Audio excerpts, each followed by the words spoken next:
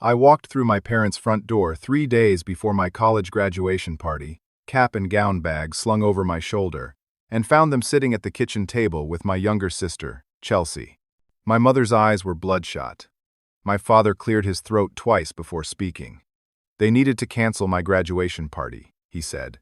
Chelsea had been struggling emotionally with my success, and their family therapist recommended they prioritize her mental health. Celebrating my achievement would make her feel inadequate. I stood there frozen, watching 4 years of hard work dissolve in front of me while my sister dabbed at dry eyes. The words hit me like cold water. I set my bag down slowly, trying to process what I'd just heard. My graduation party. The one my parents had been planning for 6 months. The one with 50 confirmed guests. Gone. I tried to stay calm. I really did. I pulled out a chair and sat down across from them, looking at each face. My mother wouldn't meet my eyes. My father had that set jaw he gets when he's made up his mind, and Chelsea sat there in her pajamas at 2 in the afternoon, twisting a tissue in her hands. I don't understand, I said carefully. We've been planning this for half a year. People are flying in. Sarah's family is driving up from San Diego. Professor Brennan from Stanford is already in town. My mother finally looked at me, and her voice came out thin and strained. Barrett, you have to understand. Chelsea has been really struggling. Your success, it's been hard for her to watch. The therapist said we need to be sensitive to her emotional state right now. My success? I felt something hot rising in my chest. Mom, I worked my tail off for 4 years. I made the dean's list every semester. I got into Stanford's graduate program. This party isn't about making anyone feel bad. It's about acknowledging that work. You've always been the golden child, my father cut in. His tone had an edge to it. Everything comes easy to you. You don't know what it's like for Chelsea, always living in your shadow. For once, we need to think about her needs. I turned to my sister. Chelsea, is this what you want? You want me to cancel my graduation party? She looked up at me with those big eyes and said nothing. Just dabbed at them with her tissue. My mother reached over and squeezed her hand. This isn't about what she wants, my father said. This is about what's best for this family. You're being selfish, Barrett. You're being insensitive to your sister's mental health. Selfish. The word landed like a punch. I'd spent my whole life trying to be the good son, the responsible one. I'd taken out loans to minimize their burden. I'd worked part-time through school. I'd come home every holiday. And now I was selfish for wanting one evening to celebrate. Okay, I said, trying a different approach. What if we make it smaller? Just close family and a few friends. We could do it at a restaurant instead of here. Different date, maybe. Would that work? No. My father's voice was flat.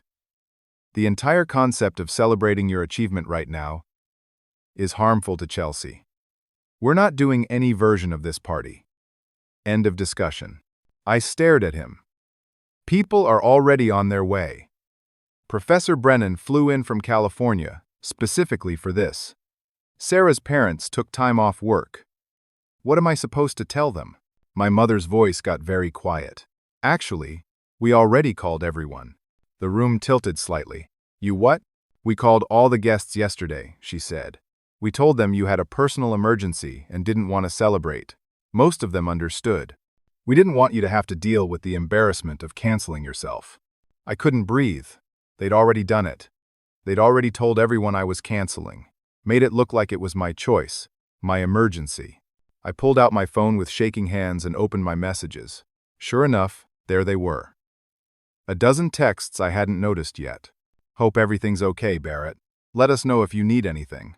Sorry to hear about your emergency. Take care of yourself. Your mom said you're going through something. We're here if you need to talk. Professor Brennan had sent an email. Barrett, I'm concerned about this personal emergency your parents mentioned. Please call me as soon as possible. We need to discuss whether you'll be ready to begin the program in September. My hands started shaking. They'd made me look unstable, unreliable, like I was having some kind of breakdown right before graduate school. I looked up at my parents. You made me look like I'm falling apart. Professor Brennan thinks something's wrong with me. She's questioning whether I should start at Stanford. Well, maybe you shouldn't start at Stanford, my father said. Maybe you need some time to work on yourself. Think about your priorities. Family should come first, Barrett, not your ambitions. Something inside me cracked. I stood up so fast my chair scraped against the floor. I need to pack. Barrett, don't be dramatic, my mother said, standing too. We can talk about this. No, I said. We can't. You already made your choice. You called everyone. You humiliated me. You made me look unstable to my future advisor. For what? Because Chelsea's feelings are hurt that I graduated college? It's not that simple, my mother started. But I was already walking toward the stairs. I packed everything I owned in 2 hours. Clothes, books, my laptop, documents, everything that mattered. My mother stood in my doorway crying, begging me not to abandon the family. My father stood behind her, arms crossed, telling me I was ungrateful, reminding me they'd paid for my undergraduate education, saying I owed them. I zipped my last bag and turned to face them. I don't owe you this. I don't owe you my achievements, and I definitely don't owe you the right to sabotage my future. That's when Chelsea appeared in the hallway. She wasn't dabbing her eyes anymore. She looked right at me and said, "See? He never cared about us anyway. He only cares about himself." I walked past all of them, down the stairs, out the door. I loaded my car in silence, while my mother sobbed on the porch and my father shouted something about respect. I got in, started the engine, and drove away from the house I grew up in. I went to my best friend Marcus's apartment. He opened the door in sweatpants, took one look at my face, and stepped aside to let me in. I told him everything while sitting on his couch, my voice flat and empty. He listened, shook his head, said I could stay as long as I needed. Over the next few days, I tried to salvage what I could. I called Professor Brennan and explained there had been a family misunderstanding. She sounded skeptical, but said we'd discuss it when I arrived on campus. I called Sarah, my girlfriend of 2 years. She said she'd heard some concerning things from my mother but wanted to hear my side. We made plans to meet for coffee, but the damage was spreading. I could feel it. My mother had gotten to people first, planted seeds of doubt. And I was scrambling to explain, to defend myself, to prove I wasn't having a breakdown. 3 days later, I walked at my graduation ceremony, alone. I sat with strangers, walked across the stage to scattered applause, accepted my diploma, and drove back to Marcus's apartment in silence. My phone stayed quiet the whole day. My family didn't call, didn't text, nothing. That night, lying on Marcus's couch in the dark, I realized something. This wasn't going to end. They weren't going to stop. Whatever this was, whatever game they were playing, it was just beginning. I had no idea how right I was. 2 weeks later, I drove to Stanford for my meeting with Professor Brennan. The campus looked beautiful in the summer light. All sandstone buildings and green quads. But my stomach was twisted in knots. I'd rehearsed what I'd say 100 times. Stay calm, stay factual, don't sound defensive. Dr. Patricia Brennan's office was on the 2nd floor of the journalism building. She was in her 50s, sharp-featured, with reading glasses hanging from a chain around her neck. She gestured to a chair across from her desk, and I sat down, trying not to fidget. "Barrett," she said, her voice formal and cool. "Thank you for coming in. I wanted to have this conversation in person." "Of course," I said. "I appreciate you taking the time." She folded her hands on her desk. "I received a concerning phone call from your mother last week. She expressed some worries about your mental state and your readiness for our program." My chest tightened. What exactly did she say? She described some troubling behaviors, anger issues, threats made against your family. She mentioned you have a history of violent outbursts when you don't get your way. Doctor, Brennan watched my face carefully. She was quite upset.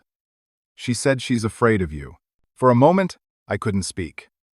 Violent outbursts. Threats. Afraid of me.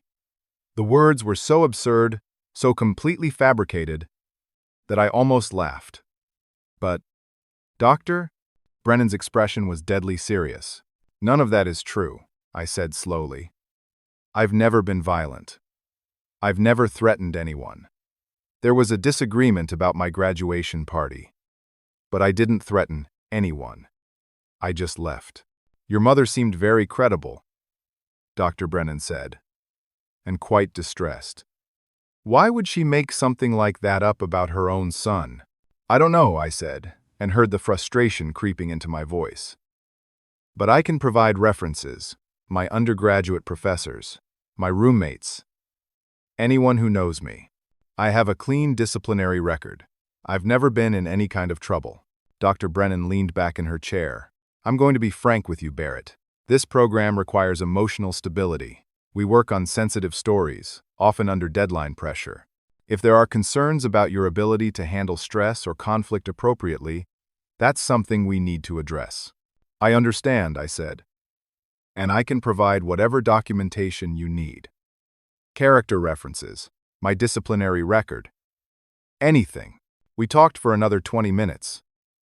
I gave her names of 3 professors who could vouch for me. I explained, as calmly as I could, what had happened with my family. She took notes, her expression neutral. When I left, she said she'd be in touch after reviewing my references, but that she'd need to monitor me closely once the program started. I walked back to my car feeling sick. My own mother had called my future advisor and told her I was violent, dangerous, unstable. She was actively trying to sabotage my education. The next blow came 2 days later. Sarah asked to meet for coffee at a place near campus. I showed up hopeful, thinking maybe we could work things out. She was waiting at a corner table, and something about her body language made my stomach drop. Barrett, she said as I sat down, we need to talk. Okay, I said carefully. She didn't meet my eyes. Your mom called me. A few days ago, we talked for over an hour. What did she say? She was crying. She said you've been having psychological problems. That your success has made you grandiose and disconnected from reality. That you threatened Chelsea and refused to get help. Sarah finally looked up at me. She sounded really scared, Barrett. Really genuine. Sarah, none of that is true. You know me. Have I ever been violent? Have I ever shown any sign of psychological problems? I thought I knew you, she said quietly. But your own mother wouldn't lie about something like this. Why would she? What would she gain? I don't know, I said, and I could hear the desperation in my own voice. But I'm telling you, it's not true. There's something else going on here. Something I don't fully understand yet. She shook her head. I can't do this, Barrett. I can't be in a relationship with someone who has this kind of unresolved family trauma. Your mom said you need therapy, that you've been refusing to go. Maybe you should listen to her.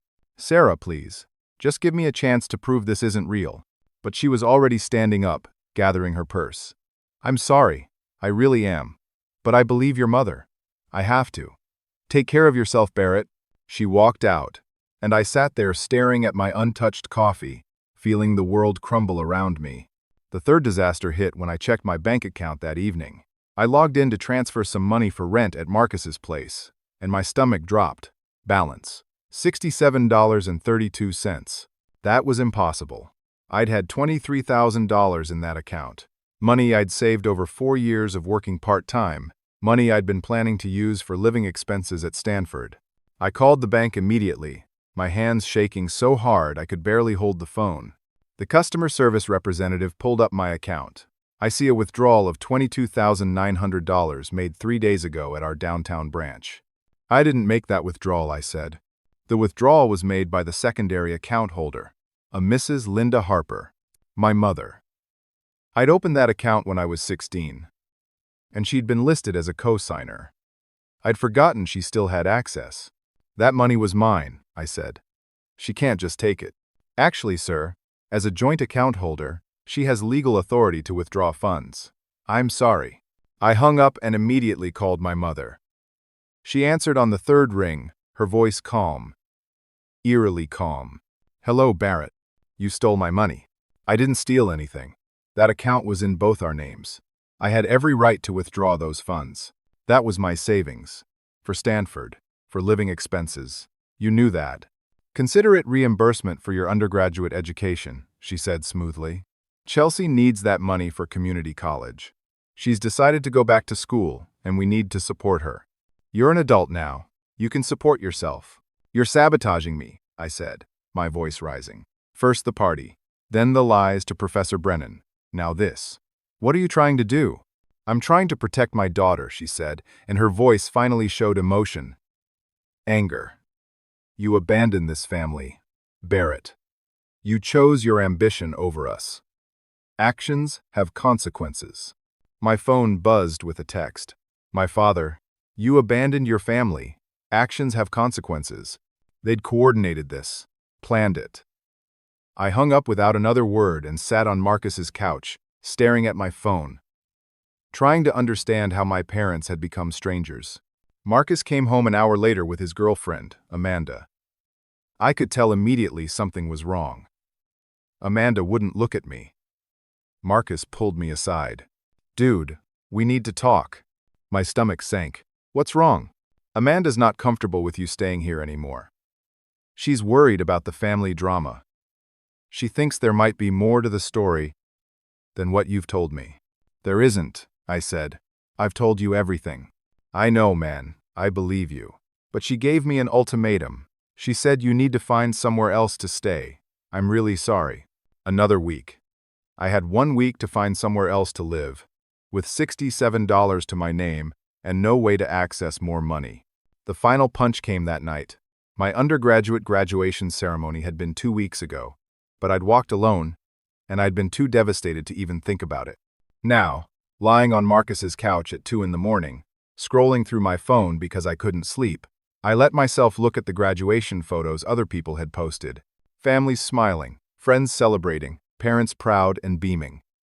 Everything I should have had. Everything they'd taken from me. And for what? Because Chelsea's feelings were hurt? Because I'd succeeded and she hadn't? I thought about not going to Stanford at all, just disappearing, starting over somewhere else with a new name, a new life. But that felt like giving up, like letting them win. So I made a different choice. I'd go to Stanford. Somehow, I'd find a way. I'd work 3 jobs if I had to. I'd sleep in my car if necessary. But I would not let them take this from me. I just had no idea how much worse things were about to get. 1 month after leaving home, I was living in a cheap, extended-stay motel, 40 minutes from Stanford's campus. The room smelled like old cigarettes and industrial cleaner. The carpet had stains I tried not to think about. The mattress sagged in the middle, but it was $80 a week, and that was all I could afford. I was working double shifts, 7 days a week. Mornings at a campus bookstore, restocking shelves, and running the register. Evenings and nights at a chain restaurant, waiting tables, and washing dishes. I'd come back to my motel room after midnight, collapse on the bed still in my uniform, and wake up 5 hours later to do it all again. The weight fell off me fast. I'd lost 15 pounds in a month. My clothes hung loose. My face looked hollow in the bathroom mirror. I was eating 1 real meal a day, whatever I could get cheap or smuggle from the restaurant. The rest of the time, it was ramen noodles and protein bars.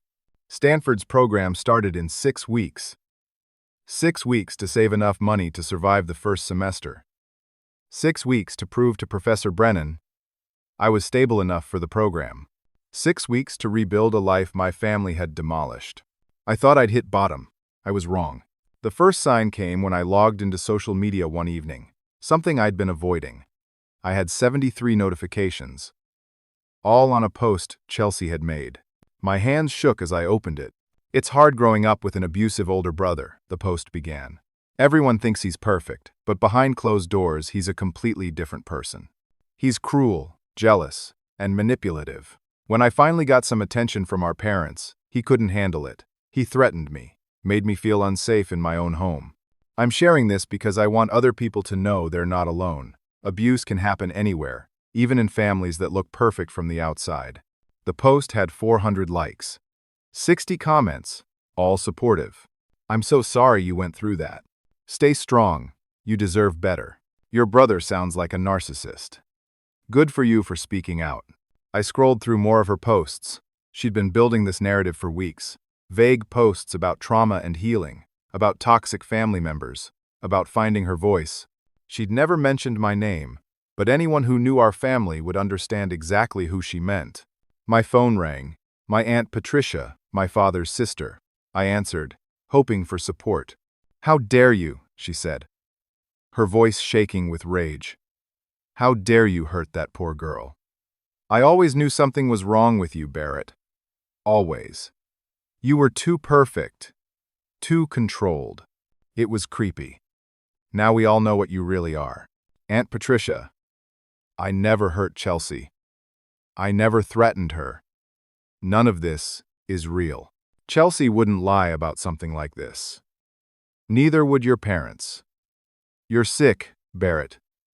You need help." She hung up. Over the next hour, 3 cousins blocked me on social media. An uncle sent me a message calling me a monster.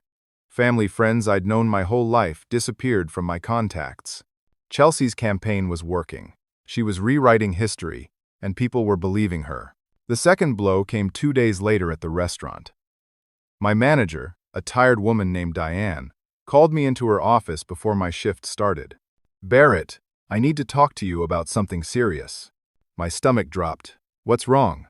"Someone sent us some screenshots, social media posts about you, about abuse allegations." She slid a printout across the desk.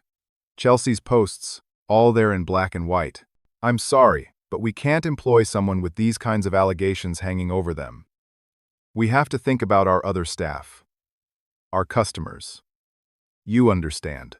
Those posts are lies," I said. "Complete fabrications. My sister is upset that I left home, and she's trying to hurt me." "Maybe," Diane said, not unkindly. "But we can't take that risk. I'm going to have to let you go. I'll pay you for today, but don't come back for your next shift." I walked out of that office in a daze. I went straight to the campus bookstore, hoping to pick up extra hours to make up for losing the restaurant job. But when I got there, my supervisor pulled me aside. "Barrett, we need to cut your hours. We're overstaffed right now, and we need to scale back. I can give you 2 shifts a week. Max. 2 shifts, at $9 an hour." That was barely enough to cover the motel room, let alone food or gas or anything else. "I need more hours," I said. "I can work any shift. Overnight, weekends, whatever you need. I'm sorry. That's all I can offer right now." I knew it wasn't about overstaffing. Someone had talked. Word was spreading. That night, I sat in my motel room doing math. 2 shifts a week at the bookstore would give me maybe $150. My motel was $80 a week. That left $70 for gas, food, phone bill, everything else. It was impossible. Stanford started in 4 weeks. I tried to apply for student loans to cover living expenses, but hit an immediate wall. The financial aid forms required my parents' information because I was still technically a dependent student. Without their cooperation, I couldn't access certain loan programs. I called my father. He answered on the first ring. "What do you want?" "I need you to fill out the financial aid paperwork for Stanford. I can't get loans without it." "No? Dad, please. I need this to survive. You should have thought about that before you abandoned your family. You made your choice, Barrett. Live with it." He hung up. I was trapped. No money, no loans, no way forward. The bureaucracy required my parents' cooperation, and they were deliberately withholding it. They were making sure I couldn't go to Stanford, making sure I failed. The desperation made me do something stupid. I drove to my parents' house on a Sunday afternoon, hoping to talk to them one more time. Maybe if they saw me, saw how much I was struggling, they'd relent.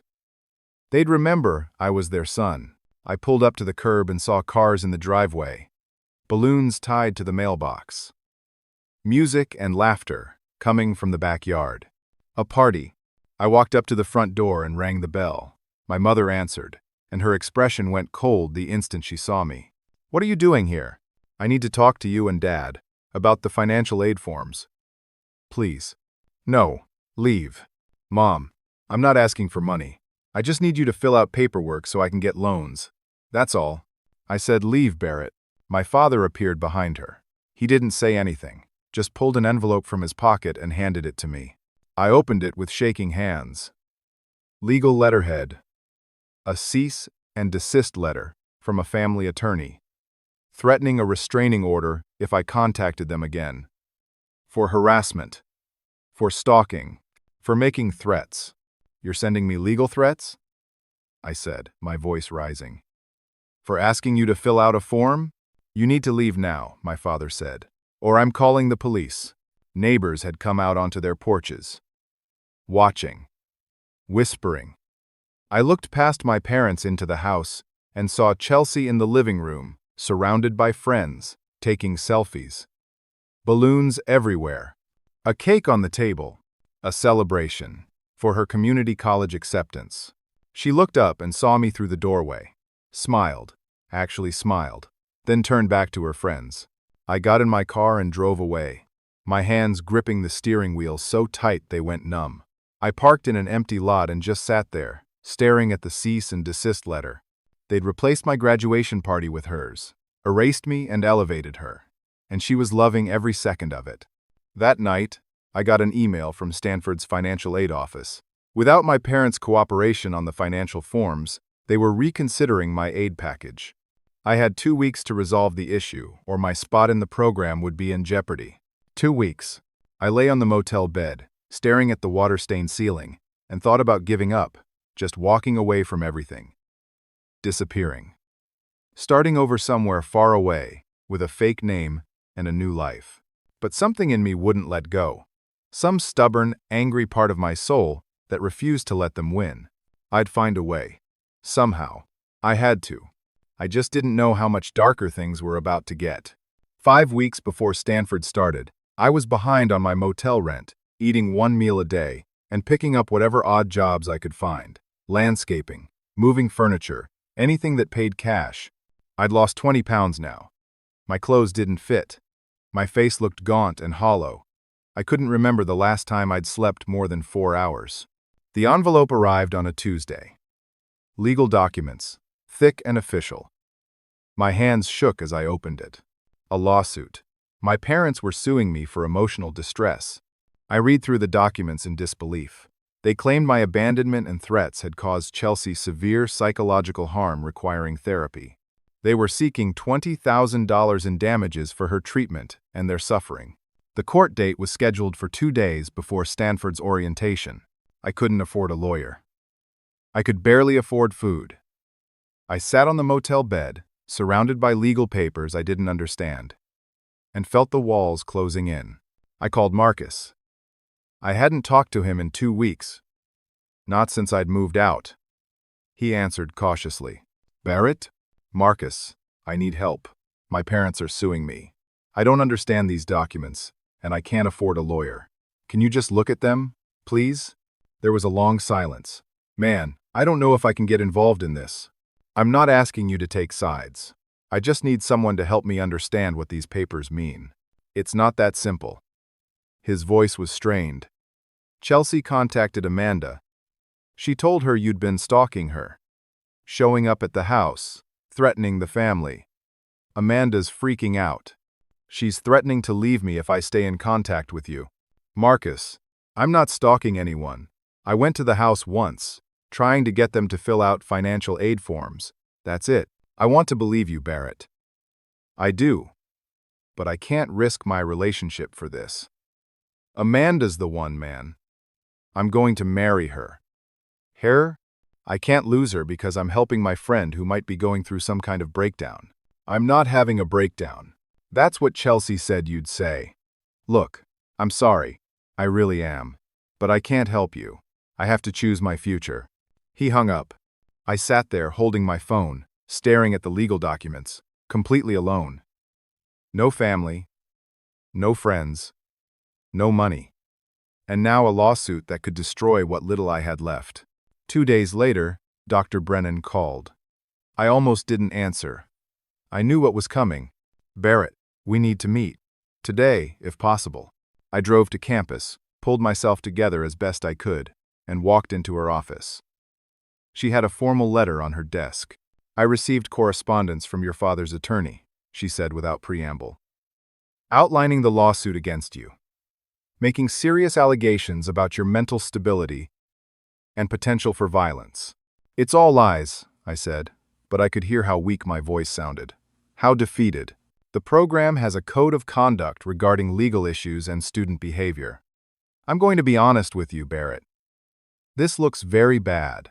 A lawsuit from your own family, allegations of harassment and stalking, a pending court case 2 days before orientation. Dr. Brennan, please.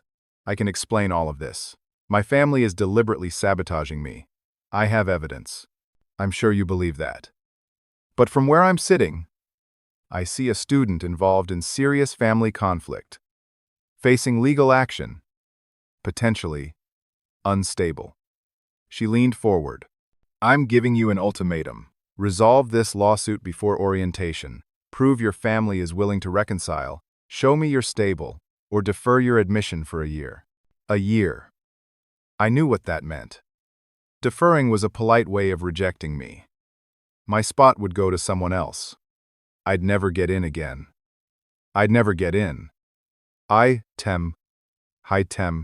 I'll resolve it, I said. I'll figure it out. But I had no idea how. I spent the next 3 days in the library, researching family law, trying to understand the lawsuit. I'd sleep for a few hours in my car, then go back to reading case law and legal precedents. I was running on caffeine and desperation. That's when I found it. Buried in my email trash folder, there was a message from 6 months ago. My mother had sent a group email about holiday plans and accidentally included an email chain she'd been having with Chelsea. She'd immediately recalled the message, but it was still sitting in my trash. I opened it with shaking hands. The email chain was from December, 2 months before my graduation. Chelsea to my mother.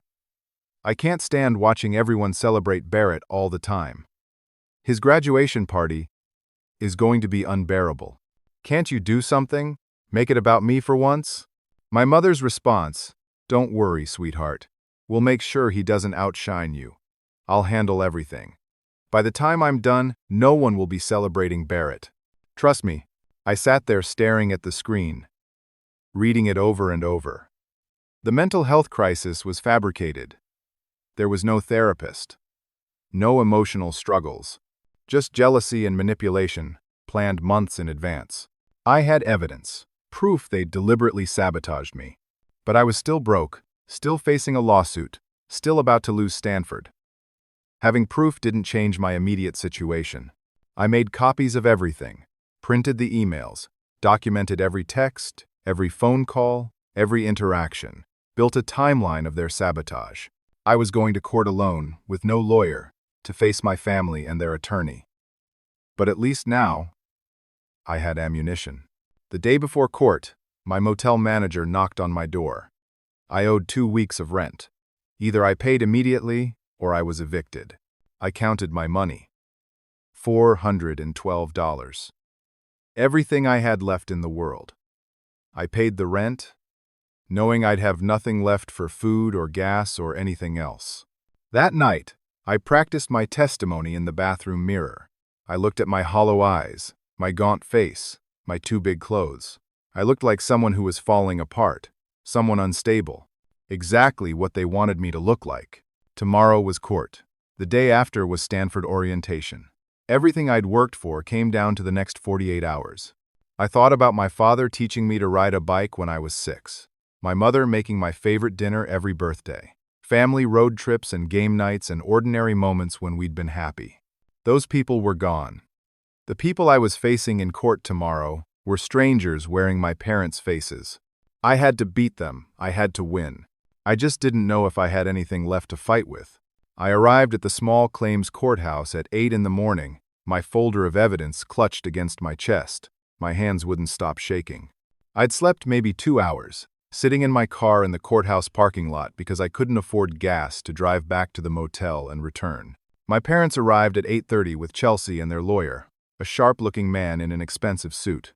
Chelsea was dressed carefully, a simple dress and cardigan, her hair pulled back. She looked young, vulnerable, fragile. Exactly the image they wanted. My father saw me and looked away. My mother put her arm around Chelsea protectively, as if I might attack them right there in the hallway. The courtroom was small, wood-paneled, with harsh fluorescent lights. We sat on opposite sides. I was alone with my folder. They had their lawyer, their matching stories, their united front. The judge was a tired-looking man in his 60s. He reviewed the case summary and called us forward. Their lawyer spoke first, presenting their case with practiced ease. He described a troubled young man who couldn't handle his sister's success, who'd made threats, who'd refused to get help. He called Chelsea to the stand. She walked up slowly, almost hesitantly. The perfect victim. "Chelsea," the lawyer said gently, "can you describe your relationship with your brother?" Her voice came out soft, trembling. It was always hard. Barrett was the perfect one, the smart one. Everyone loved him. I felt invisible, but I tried to be supportive. I really did. What changed recently? When I got into community college, I was so proud. It might not seem like much compared to Stanford, but it was a big deal for me. My parents wanted to celebrate with a small family dinner. She paused, dabbing at her eyes. Barrett got so angry. He said I was stealing his spotlight. He said I was pathetic for celebrating community college when he was going to Stanford. None of that was true. Not a single word. "Did he threaten you?" the lawyer asked. "Yes." Her voice broke. "He told me I'd regret making everything about myself. He got right in my face." I was terrified. "Objection," I said, standing up. "That never happened." The judge looked at me. "You'll have your chance to present evidence, Mr. Harper. Sit down." The lawyer continued. "Chelsea, has Barrett's behavior affected your mental health? I've been having panic attacks, nightmares. I'm in therapy now, trying to process everything." She looked directly at the judge, tears streaming down her face. "I just want my brother to get help. I don't understand why he hates me so much." My mother took the stand next. She described years of concern about my behavior.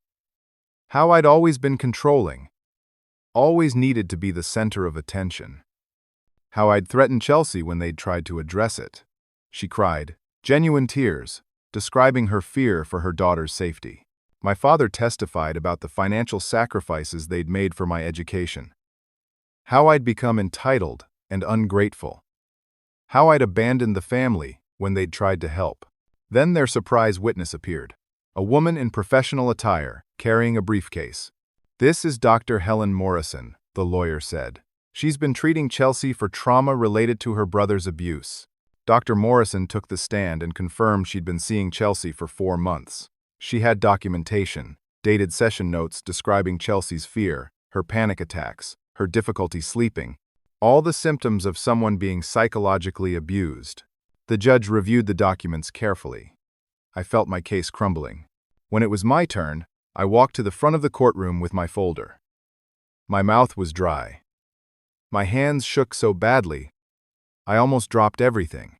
"Your Honor, I have evidence that this entire narrative is fabricated." I presented the email chain. Explained how it showed premeditation. How they'd planned to sabotage my graduation months in advance. The judge read it. His expression, unreadable. "These emails could be interpreted different ways," their lawyer said smoothly. A concerned mother trying to balance 2 children's needs. Taking out of context, they seem damning. But in context, they show a parent struggling to be fair. I tried to explain the timeline. How the therapy sessions had been created after the fact. How the dates didn't line up. "Do you have proof the therapy dates are falsified?" the judge asked.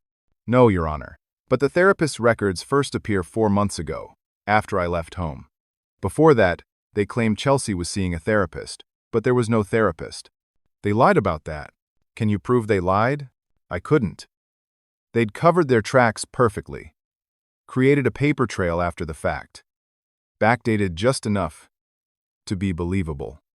The lawyer presented bank statements showing my parents had loaned me money for college, not gifted it. The documents looked official, but I'd never signed any loan agreements. "These aren't loans," I said. "I never signed anything agreeing to pay them back." "Verbal agreements are still binding," the lawyer countered. "Your parents have been tracking the expenses for years." The judge looked increasingly annoyed. He clearly saw this as a family squabble wasting his time. Then Chelsea had her moment.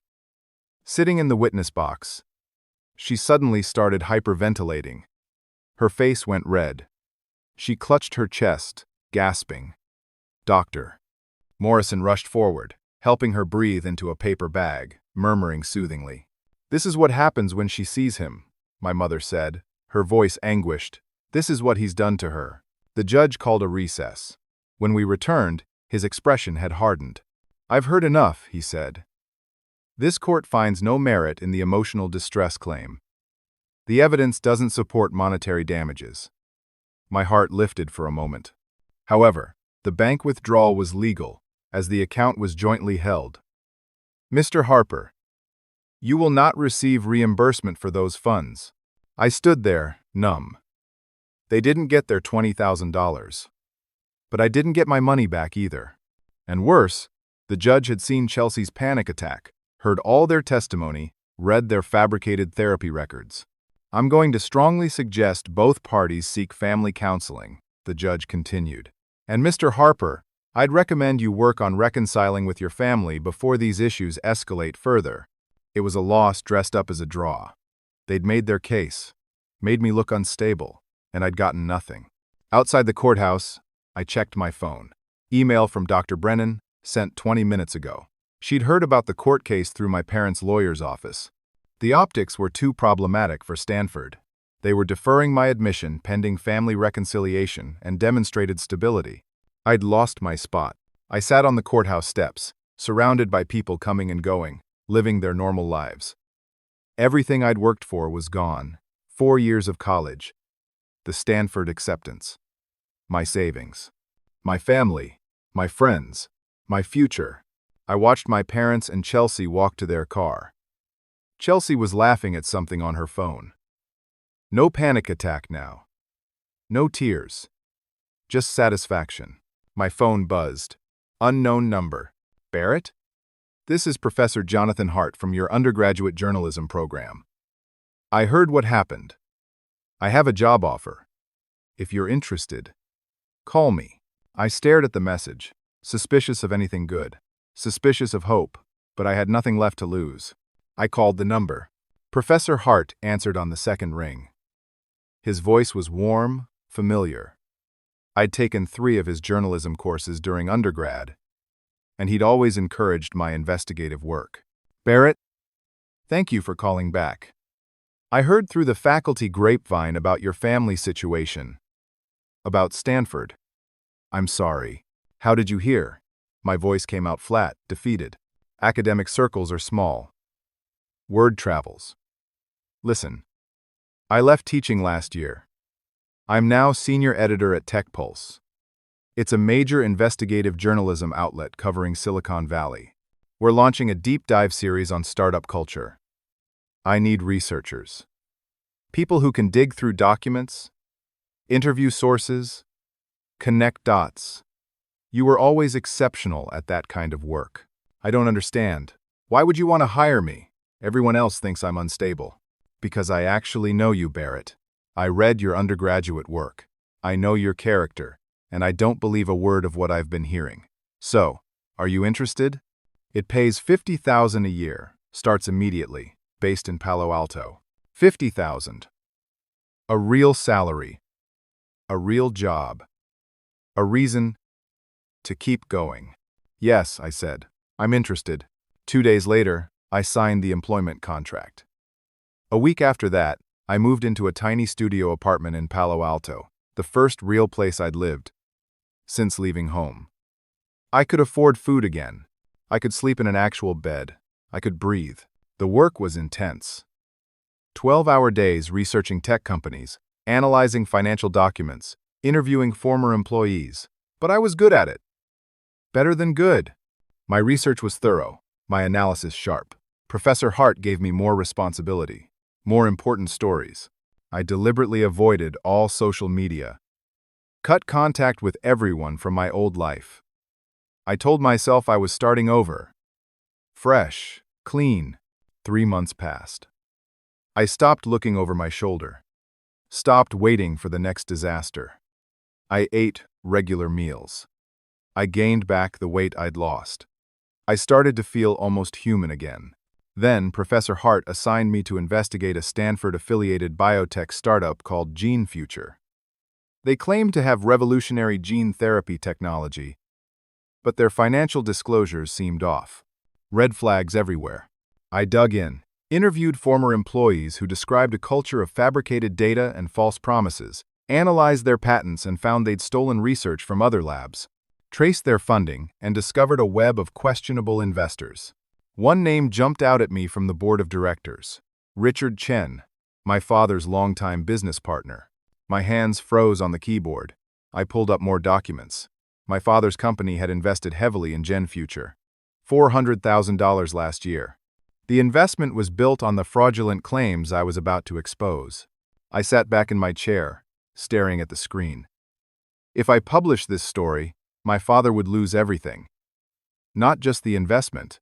The investigation would spread to his company, his due diligence practices. He could face legal charges for failing to properly vet the investment. I could destroy him. I spent 3 sleepless nights wrestling with the decision. I'd go to work, function normally, then go home and pace my apartment, arguing with myself. He'd stolen my money, sabotaged my education, sued me, made me look unstable, destroyed my future. But he was still my father. He'd taught me to ride a bike. He'd come to every one of my baseball games as a kid. He'd been proud when I got into college. That man was gone. But did I have the right to destroy him? I finally went to Professor Hart's office. Told him everything. The family conflict. The connection to Gene Future. My moral dilemma. He listened without interrupting. When I finished, he leaned back in his chair. "Barrett, I'm going to tell you something important. The truth matters more than anything. More than family, more than revenge, more than protecting people from consequences of their own choices. If Gene Future is defrauding investors, that story needs to be told. Not because it'll hurt your father, but because it's the truth. People deserve to know. But what if I'm doing this just to hurt him? Are you? Or are you doing it because it's your job, and it's the right thing to do?" I thought about all the investors who'd lose money, the patients who'd been given false hope about treatments, the legitimate biotech companies whose reputations were damaged by this fraud. "I'm doing it because it's the truth," I said. I spent 2 more weeks verifying every fact, interviewing every source, building an airtight case. The article was devastating. 30 pages documenting systematic fraud, false claims, stolen research. I named everyone involved, including the investors who'd failed their due diligence, including my father's company. The article published on a Thursday morning. By noon, it was trending across tech media. By evening, national news had picked it up. The FBI announced an investigation into Gene Future the next day. The SEC opened an inquiry into the investors. My phone exploded with messages from other journalists, congratulations from colleagues, interview requests. My byline was everywhere. Barrett Harper, investigative journalist, Tech Pulse. Then the other calls started. My mother, screaming through tears. "You've destroyed us. You've killed your father. I hope you're proud of yourself." Relatives I hadn't heard from in months. "How could you do this to your own family?" An email from my father's lawyer, threatening to sue me for defamation. Empty threats. Every word I'd written was documented fact. My father himself sent a text at 2 in the morning. "Your mother and I are losing the house. Chelsea had to drop out of school. We have nothing left. You've destroyed us for a paycheck. I hope it was worth it." I sat in my apartment, surrounded by congratulatory messages from colleagues and hateful messages from family, and felt sick. But underneath the guilt, underneath the pain, was something else. A small, quiet certainty. I'd told the truth. I'd done my job with integrity. I hadn't published the story to hurt them. I'd published it because it was right. That had to be enough. The next morning, I found an email buried in my inbox. Subject line: "We need to talk about your admission. Dr. Patricia Brennan, from Stanford." My hands shook as I opened it. She'd read my investigative article. She'd also, she wrote, taken the time to look into my family's claims more carefully. She'd reviewed court transcripts. She'd spoken to my undergraduate professors. She'd done what she should have done months ago. She owed me an apology. Stanford was reinstating my admission immediately, with a full scholarship. They wanted me to start in January, just 3 months away. And they were offering me a research assistant position in their investigative journalism program. I read the email 3 times, not quite believing it.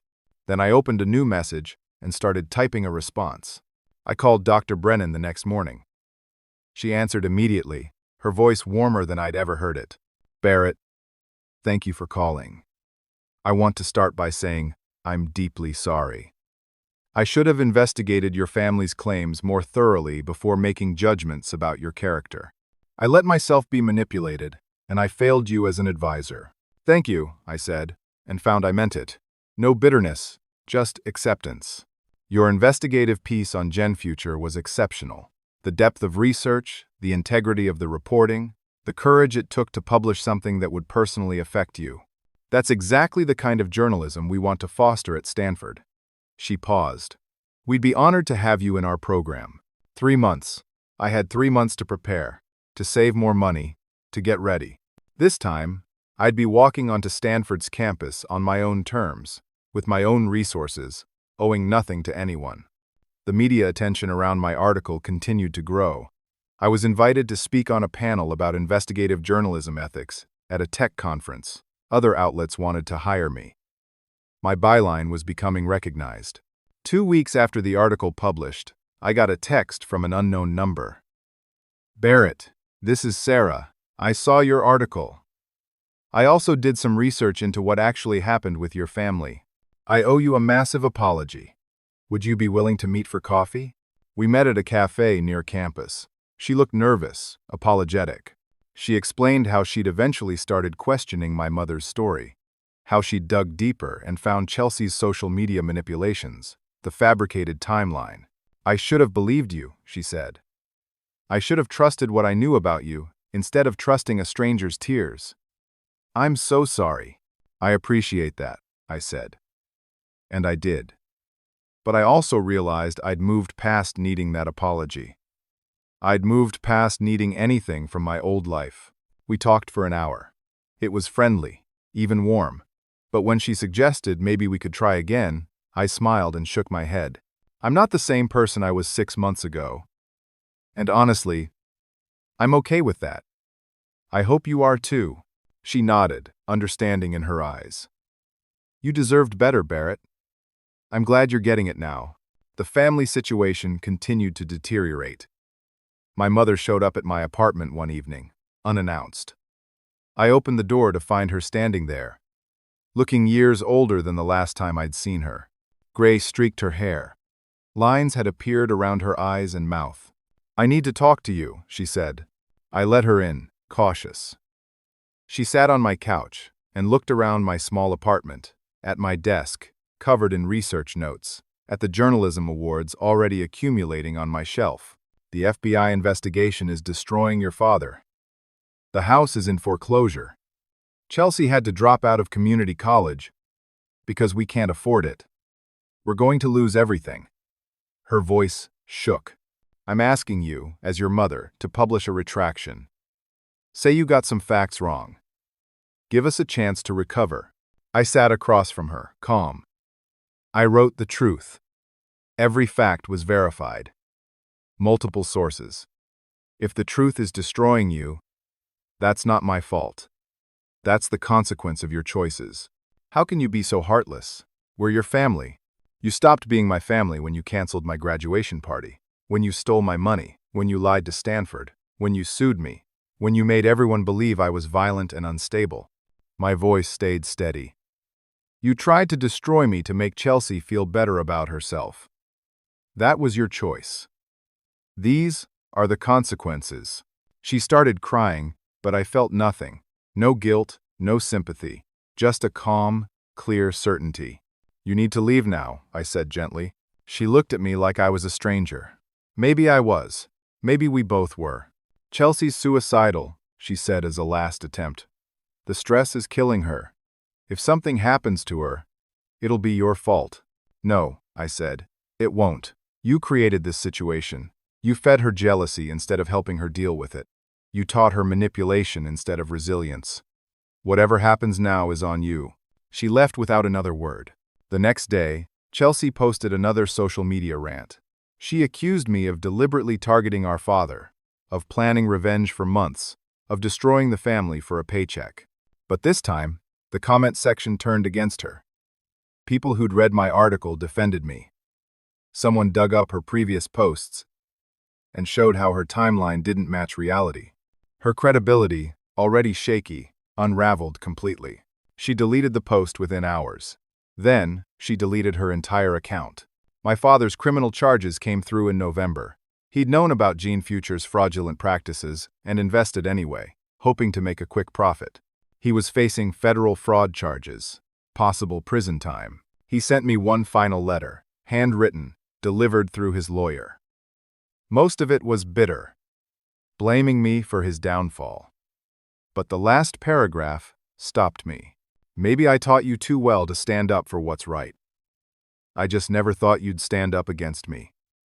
You're stronger than I gave you credit for. Stronger than I am. I don't know if I'm proud or devastated, probably both." I read it once, then filed it away. I didn't respond. There was nothing left to say. January arrived. I drove onto Stanford's campus on a clear, cold morning. This time, I had my own scholarship, my own apartment nearby, my own career already taking off. I owed nothing to anyone. Professor Brennan met me in her office, smiling, welcoming. We talked about my research interests, my career goals. She introduced me to the other graduate students, all of whom had read my work and respected it. I'd made it, on my own terms, through my own effort, despite everything they'd done to stop me. 3 months into the program, I published another major investigation. This one exposed a nationwide college admissions fraud scheme with implications reaching dozens of universities. It was bigger than Gene Future, more complex, more important. The story broke across national news. CNN called me for an interview. MSNBC wanted me on a panel. Network News requested comments. I sat in the CNN studio, lights bright, camera focused on my face. The interviewer asked about my investigative process, my commitment to truth, my thoughts on journalistic ethics. The chyron at the bottom of the screen read, "Barrett Harper, Stanford graduate researcher and investigative journalist." Somewhere, I knew, my family was watching. Maybe at a relative's house, since they'd lost their own. Maybe in their temporary apartment, surrounded by the ruins of their old life. They were seeing me succeed.